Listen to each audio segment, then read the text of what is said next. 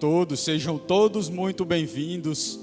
E que presença, meus irmãos. A presença do Senhor é palpável aqui nesse ambiente, ela é visível. Então, se você acredita, eu quero convidar você a glorificar a Deus o mais alto que você puder, a dar uma salva de palmas para o nosso Deus, porque Ele merece. Aleluia, aleluia, glória a Deus.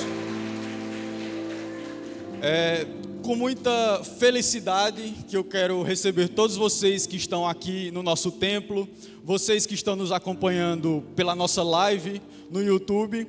E como vocês podem ver aqui no telão, o nosso tema é Ainda Estou Aqui. E com um tema como esse, eu não poderia deixar de falar do filme que tem o mesmo nome. Essa que vocês estão vendo aqui na tela, eu acredito que a maioria deva conhecer, é a atriz Fernanda Torres. E ela foi a primeira brasileira a conquistar o prêmio Globo de Ouro pelo filme Ainda Estou Aqui, que também rendeu a ela uma indicação ao Oscar de melhor atriz no ano de 2025. E por que trazer isso para o contexto da igreja? Porque a personagem que rendeu esse prêmio a ela vive um drama muito grande no filme, onde ela enfrenta muitas perdas, muitos danos, onde a vida acaba tendo uma reviravolta muito grande e ela acaba se vendo obrigada a se reinventar para conseguir superar cada uma dessas dificuldades que a vida traz. E trazendo para a nossa vida real, o que é que a gente sempre vê? Que quando tudo ao nosso redor vai bem, quando todas as coisas dizem nós estamos aqui, quando nós temos saúde, quando nós temos uma vida financeira estável, quando nós temos um lar em paz, acaba sendo muito fácil a gente viver. Acaba sendo fácil nós termos perspectiva de um futuro.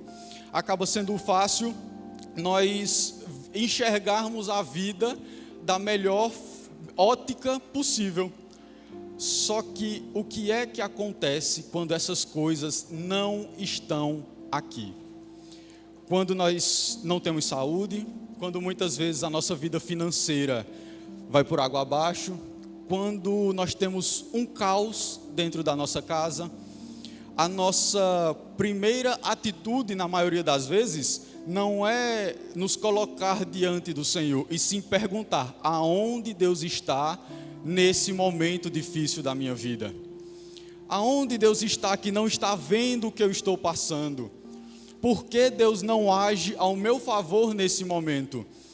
E Deus me trouxe aqui para dizer, meus irmãos, que Ele diz, eu sempre estou aqui.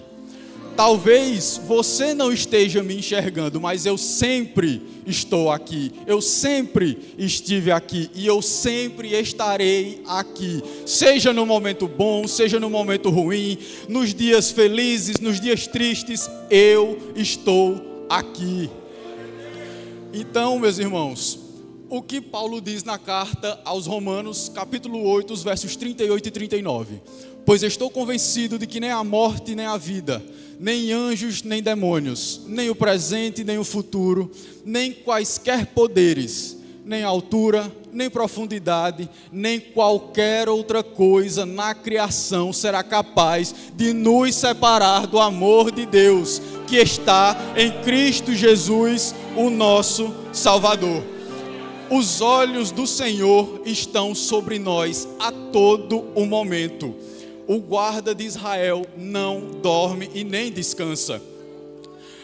E muitas vezes a gente se confia naquilo que tem, mas a saúde enfraquece com o tempo. O dinheiro ele vai perder o seu valor à medida que o tempo vai passando.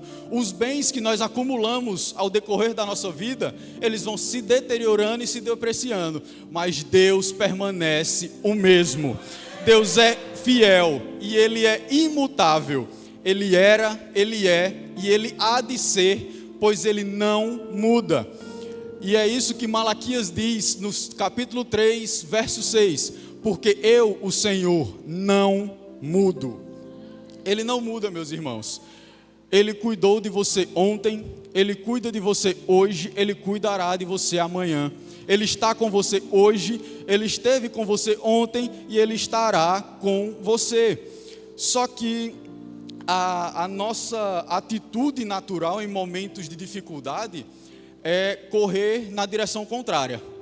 A gente sempre tenta ir para o lado mais fácil, e o lado mais fácil sempre nos leva para longe do Senhor.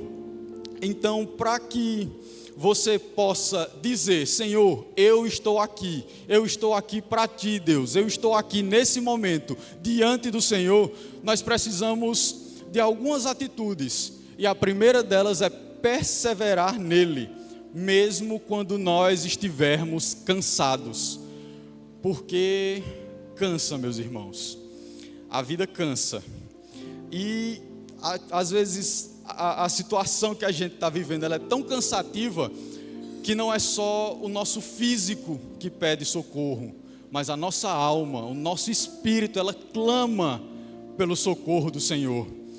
Nós também devemos confiar nele, principalmente nos momentos difíceis.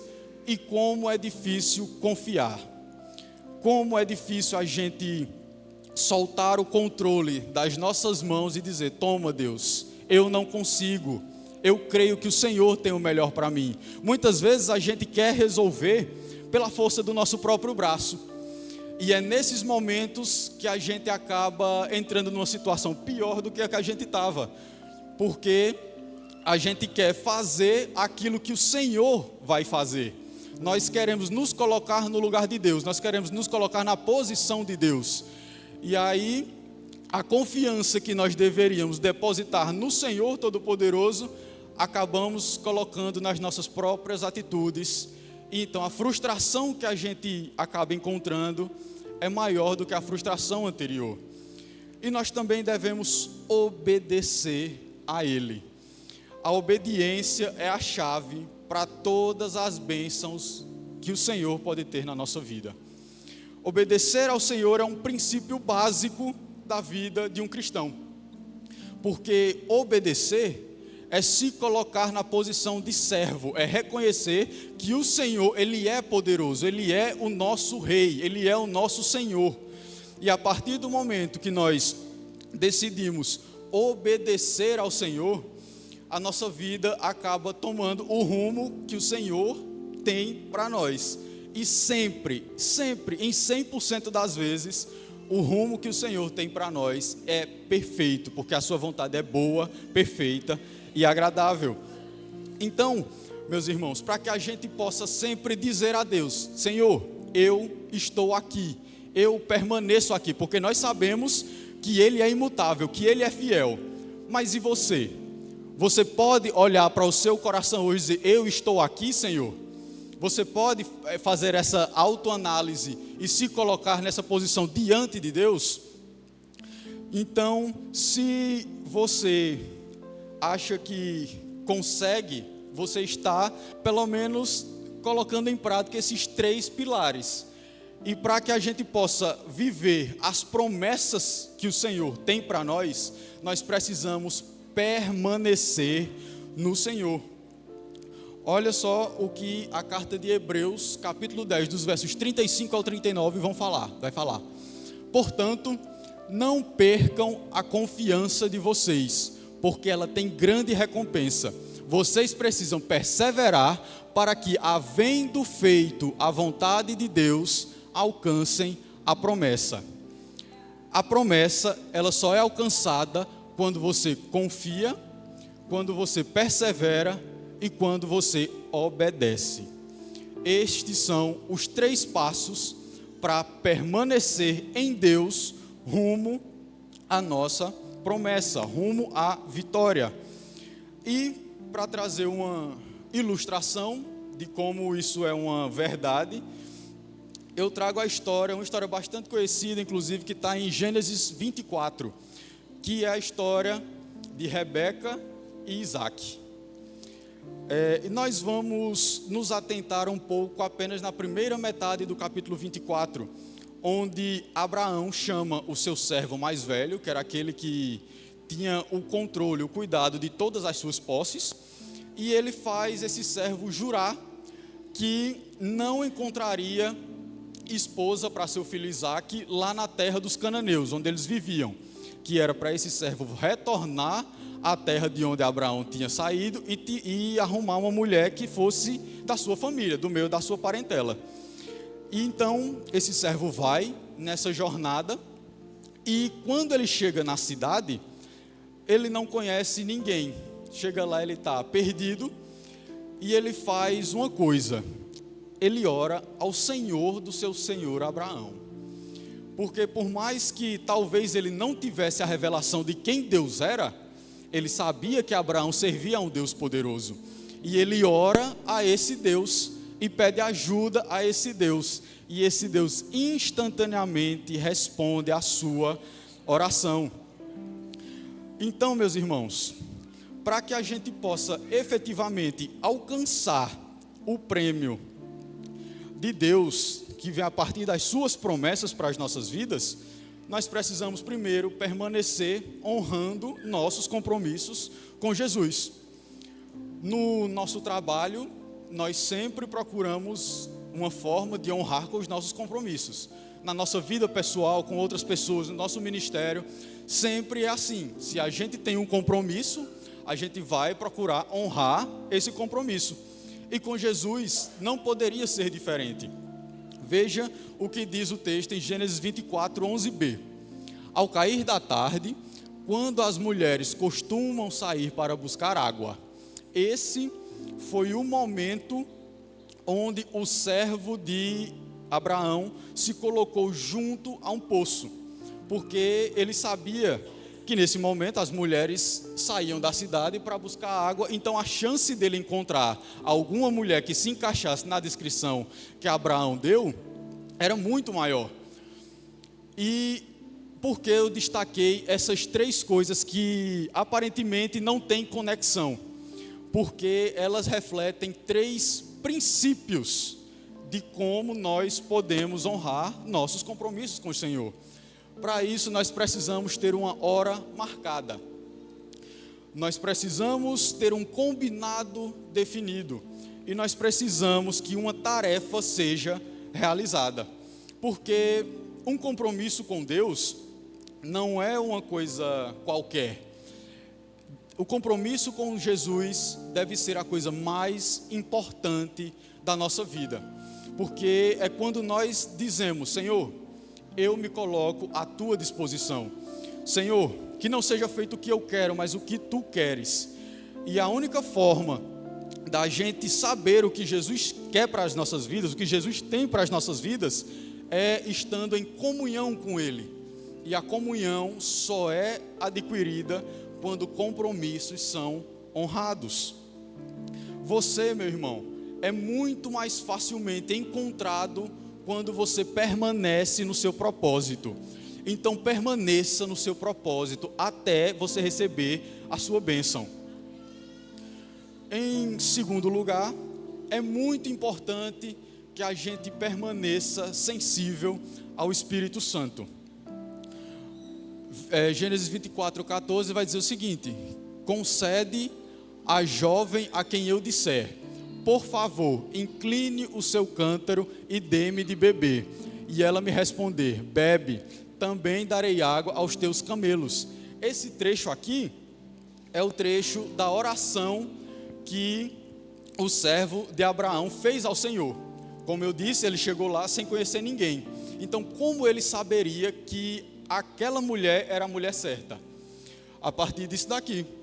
Ele pediu ao Senhor que a mulher que o Senhor tivesse definido para Isaque, não só oferecesse água a ele, mas também desse de beber aos seus camelos. Se a gente for trazer para o nosso contexto, ele meio que fez um propósito com Deus. Senhor, eu não sei quem é a pessoa, mas o Senhor sabe. Então eu te peço, Pai, que me mostre, porque eu quero que a tua vontade seja feita e não a minha. Se a gente for levar um pouco mais para o lado humano, ele poderia só chegar lá na cidade, pegar qualquer mulher, conversar com ela ali rapidinho e levar, porque Abraão também não ia saber. Mas não, ele buscou a direção do Senhor. Ele pediu a Deus que mostrasse quem era a mulher certa para Isaque, o filho do seu senhor Abraão. E isso, irmãos, nos mostra o quão poderosa é a oração, porque um pouquinho mais na frente, nesse mesmo capítulo, vai dizer que ele mal tinha terminado de orar, mal tinha terminado de pedir a Deus esse direcionamento, e Rebeca apareceu para tirar água. E ela fez exatamente isso. Ele pediu água a ela e ela deu água a ele e aos seus camelos. A nossa oração, ela tem um poder incrível. A nossa oração é sobrenatural. A Bíblia diz que a oração de um justo pode muito em seus efeitos. Só que para isso, nós precisamos ter sensibilidade do Espírito Santo para saber e entender o que é que o Senhor tem para nós. Mais para frente no texto vai dizer que enquanto Rebeca tirava a água e dava aos camelos, ele observava atentamente e em silêncio, para saber se realmente aquela mulher era enviada por Deus, se naquele momento Deus estava concedendo êxito em sua jornada. Então, irmãos, quando a gente ora procurando um milagre, quando a gente ora buscando uma resposta, nós temos que orar não só pedindo a Deus para que Ele possa agir na nossa causa, mas nós também temos que orar pedindo a Deus o discernimento do Espírito Santo, para que quando a resposta ou a bênção chegar, a gente possa entender que aquilo foi feito pelo Senhor nas nossas vidas. Em terceiro lugar, nós precisamos permanecer com expectativa e esperança por meio da nossa fé. Hebreus 11:1 vai dizer que a fé é a certeza das coisas que esperamos e a convicção daquilo que ainda não vemos. A fé, ela é a base da nossa vida. A fé precisa ser a base da nossa vida. Porque se nós não vivermos em fé, não adianta esperar um milagre. Porque o milagre, ele só vem a partir da nossa fé. Quantas vezes a gente lê no Novo Testamento, lá nos Evangelhos, quando Jesus cura um cego, quando Jesus cura a mulher do fluxo de sangue, quando Jesus cura aleijados, o que é que ele fala? Vai, a tua fé te salvou. Muitas vezes nós buscamos uma palavra do Senhor, só que nós não colocamos a fé necessária naquilo. E acabamos nos frustrando porque o Senhor não fez, o Senhor não ouviu o que eu falei. Mas a Bíblia também fala que se a gente pedir com fé, seremos atendidos. Mas se nós não tivermos fé, nenhum dos nossos pedidos será válido. E isso fica claro aqui em Gênesis 24:53, onde ele diz o seguinte: o servo deu joias de ouro e de prata e vestidos a Rebeca. Deu também presentes valiosos ao irmão dela e à sua mãe. Por que esse texto entra quando a gente fala de fé? Porque o servo foi lá para buscar uma mulher para Isaque. Ele encontra Rebeca. Só que dependia de Rebeca querer ir ou não. Ela poderia simplesmente dizer que não queria ir, e aí ali acabava o juramento do servo de Abraão. Mas quando ela foi perguntada, questionada se ela iria seguir com aquele servo, prontamente ela disse sim. Ela deu um passo de fé em direção à sua bênção. E aí não só ela, mas também a sua família foi abençoada. Irmãos, num ambiente de fé, não existe espaço para dúvida. Num ambiente de fé, não existe espaço para dúvidas. Então, pare de gastar o seu tempo com dúvidas, com preocupações, com medos, com frustrações. Passe a gastar o seu tempo com fé, porque toda a fé depositada em Jesus é transformada em bênçãos exponenciais, porque Jesus é soberano, Jesus é poderoso. Não existe nada na terra, embaixo da terra ou fora da terra que não esteja debaixo do domínio de Jesus. Então, meu irmão, minha irmã, sempre coloque a sua fé em prática, porque ela vai ser a sua base para quando o dia difícil chegar. Veja o que diz o texto em Salmo 58:11. Então os homens comentarão: de fato, os justos têm a sua recompensa. Com certeza há um Deus que faz justiça na terra. E para concluir, Spurgeon vai dizer o seguinte: ele conhece a sua situação como se você fosse a única criatura que criou, ou o único santo que ele já amou. Aproxime-se dele e fique em paz. Aproxime-se dele, meus irmãos, para que quando o dia mau chegar, para que quando as circunstâncias adversas da vida perguntarem aonde você está, você possa responder: eu ainda estou aqui, permanecendo no Deus que é o meu Salvador. Fique de pé nessa noite.